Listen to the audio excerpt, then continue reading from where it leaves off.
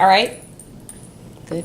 All right, now that we both have planned out what that looks like, why don't you go ahead and tell me what that looks like for you, giving them those 3-step directions, and then I'll tell you what I wrote down, and then we're actually going to do it and practice your favorite.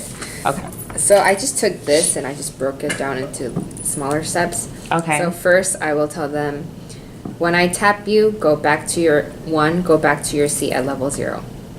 2, turn to page blah. 3, I said, if you need help, raise your hand, or if you need help, tap your friend to help you without talking. I wasn't sure. Like, either I have them raise their hand, I go help them, or I didn't know if I should just have them tap their friend and then the friend helps. But you said no talking. Without talking. So they can, like... So how can you help me without talking? I mean, they're just turning the page. So there's no talking required. Okay. So that's what I... Tell me your directions again.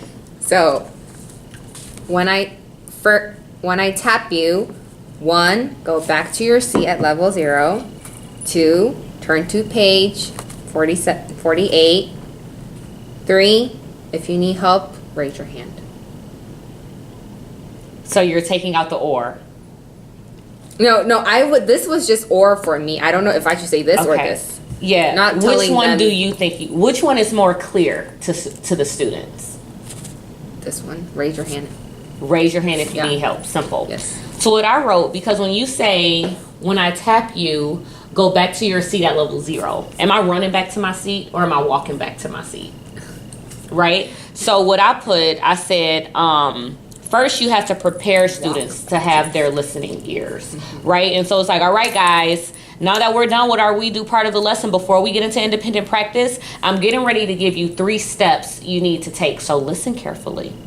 Okay. Step 1, at level 0, tiptoe back to your seats.